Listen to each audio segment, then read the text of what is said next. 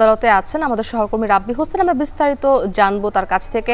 রাব্বি, আগের সংবাদে আপনি যুক্ত ছিলেন, সেই সময় আপনি জানাচ্ছিলেন যে সকালে সালমান এফ রহমান এবং আনিসুল হককে আদালতে তোলা হয় এবং পরবর্তী তাদেরকে 5 দিনের রিমান্ড আবারও মঞ্জুর করা হয়েছে।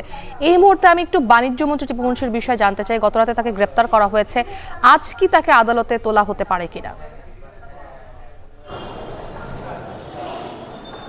মুক্তি, আমি যদি প্রথমে আপনার শেষ প্রশ্ন দিয়ে শুরু করতে চাই যে তৈরি পোশাক খাতের ব্যবসা থেকে রাজনীতিতে আসা সাবেক বাণিজ্য মন্ত্রী টিপু মুনশিকে গতকালকে রাতে গুলশান থেকে গ্রেফতার করে র্যাব।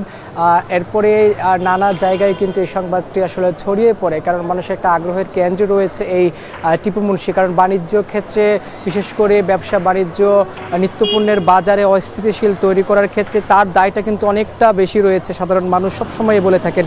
তাকে আসলে রংপুরে একটি হত্যা মামলায় গ্রেফতার করা হয়েছে গতকালকে গুলশান থেকে। তবে যেহেতু 24 ঘন্টার মধ্যে আইডি কার্যক্রম শেষ করতে হবে, ধারণা করা হচ্ছে আজকে তাকে যে কোনো সময় আদালতে নিয়ে আসতে পারে। এর পাশাপাশি আমরা দেখছি আজকে সকাল 7টা বাজে আদালতে তোলা হয়েছে সাবেক আইনমন্ত্রী আনিসুল হক, সাবেক প্রধানমন্ত্রী শেখ হাসিনার শিল্প ও বিনিয়োগ উপদেষ্টা সালমান এফ রহমানকে। পাশাপাশি ছিলেন সাবেক সেনা কর্মকর্তা জিয়াউল আহসান, ছিলেন সাবেক সংসদ সদস্য সাদেক খান।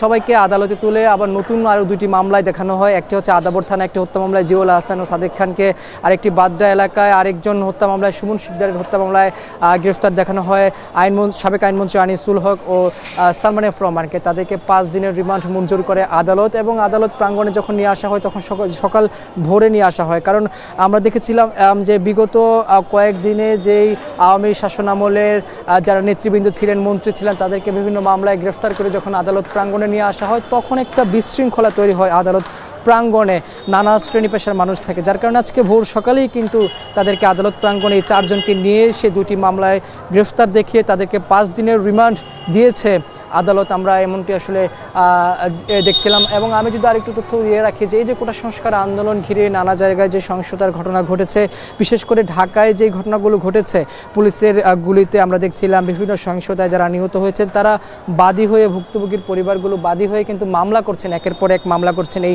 সিএমএম আদালতে। এবং ভুক্তভোগীর পরিবারগুলো যে দাবি করছেন যে একটি সুষ্ঠু বিচার চাওয়ার জন্যই তারা কিন্তু আদালত প্রাঙ্গণে সবসময় আসছেন, যার কারণে আমরা দেখছিলাম যে একাধিক মামলায় কিন্তু আসামি করা হয়েছে সাবেক আইনমন্ত্রী আনিসুল হক, সালমান এফ রহমান সহ শেখ হাসিনার মন্ত্রিপরিষদের সদস্যদের বিরুদ্ধে আমরা দেখছিলাম। এবং আরেকটু যদি বলে রাখি যে 5ই আগস্ট শেখ হাসিনা সরকারের পতনের পর সেনা কর্মকর্তাদের একটি শীর্ষ পদে কিন্তু রদবদল হয়। সেই রদবদলে আমরা দেখছিলাম সাবেক সেনা কর্মকর্তা জিয়াউল আহসানের নাম, এবং তার বিরুদ্ধে একটি ঘোরতর অভিযোগ রয়েছে। কারণ তিনি বিভিন্ন সময় যারা বিরোধী রাজনীতিবিদ ছিলেন, শিক্ষার্থী ছিলেন, তাদের ফোনে আড়ি পাতা সহ শুরু করে গুপ্ত হত্যার দায় কিন্তু তার রয়েছে। এবং সেই দায়ে কিন্তু আমরা দেখছিলাম যে অভিযুক্ত এই জিয়াউল আহসানকে আজকে আদালতে তোলা হয়েছে। তাকেও আসলে আদাবর থানার একটি হত্যা মামলায় 5 দিনের রিমান্ড দিয়েছে আদালত। এবং এই মুহূর্তে আসলে বলা যায় যে আপনি যেমনটা আসলে জানতে চেয়েছেন যে সাবেক বাণিজ্য মন্ত্রী টিপু মুনশিকে গ্রেফতার করেছে রাতে, আজকে আদালতে নিয়ে আসা হবে, তবে কখন নিয়ে আসে সেই বিষয়টা আমরা এখন পর্যন্ত নিশ্চিত নই।